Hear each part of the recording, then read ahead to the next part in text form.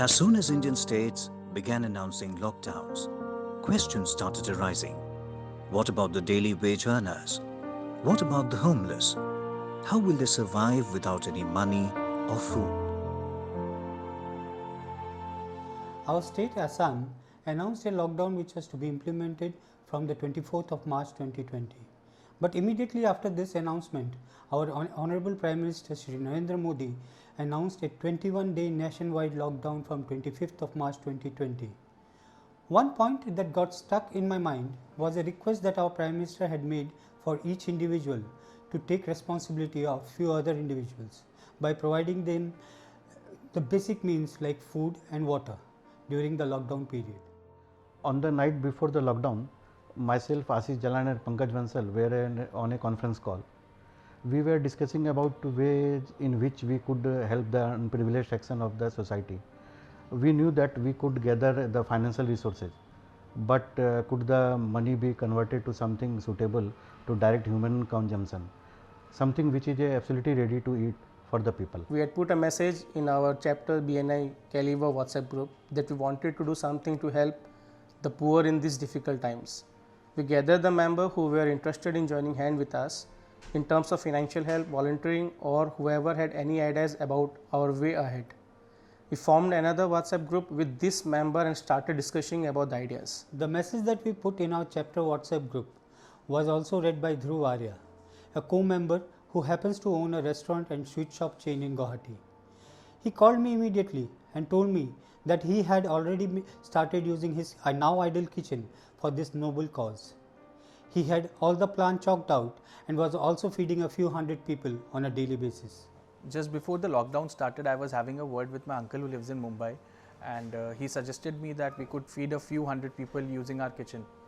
So I immediately tried to contact the few contacts that I have in the police administration and the district administration and the police department, and we were immediately able to fix up a meeting with the Commissioner of Police Guwahati, and we asked him for the permission to feed approximately 1,000 to 1,200 people every day, and he granted us the same. He also gave us the permission, the passes that were required for the movement of vehicles and everything. He lined us up with the rest of the police department, and from the next day onwards we were able to start the distribution, which was the 26th of March. When we got to know that Dhruv was already working for this noble cause, we thought that the best option that we had was to pull in our resources with his. This way we could feed a larger number of people. Also, we did not have to worry about the execution of such large scale work.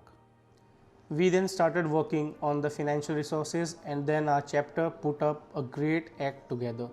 In a matter of few hours, we had enough fund to prepare over 100,000 meals. A very special thanks to our chapter's past and present leadership team for having persuaded members to donate as per their willingness and ability.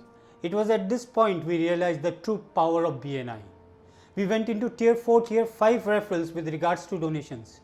We started getting hundreds of calls. The word was out in the whole city that a bunch of businessmen have taken it upon themselves to do a tedious task. After receiving an overwhelming response in terms of donations, we have now set a goal to feed 2,000 plus people every day till the time life is back to normal for these people. After coming together with a large group of people and to feed so many people, we need the help of an external organization which could guide us regarding the areas and pockets where such population was present which would need our help. So we approached a few NGOs like Child Friendly Guwahati and Bosco Reach Out, who have been helping us with the distributions. The menu includes khichdi, which is a combination of rice, pulses and dal, and vegetables as well, and we approximately serve 400 grams of it. This way we are able to look into the nutritional requirements of the people having the meal, as well as we are able to give them a fulfilling meal. We approximately serve 400 grams, which is sufficient for one person at one time. Most of our staff lives within 100 meters of the kitchen. Since there is not too much of traveling involved, there is a lesser risk of contamination from the outside world. We start working at 6:30 in the morning. The food preparation is done with by 9:30. So we start with the packing after that. Each meal is packed conveniently in such a way that if a person is unable to finish it at one go, he or she can repack it and keep it for the future. After that, by 11:30, once the meals are packed, the vans are loaded and they reach the police reserve where they pick up a few policemen to maintain the law and order during distribution, after which the vans are en route their way for the food distribution.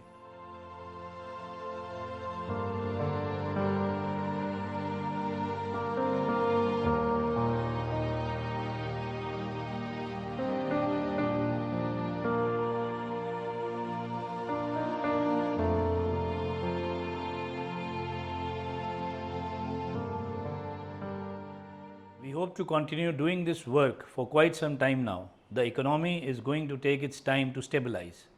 Till then, it's upon the better placed individuals in the society to take care of the underprivileged ones.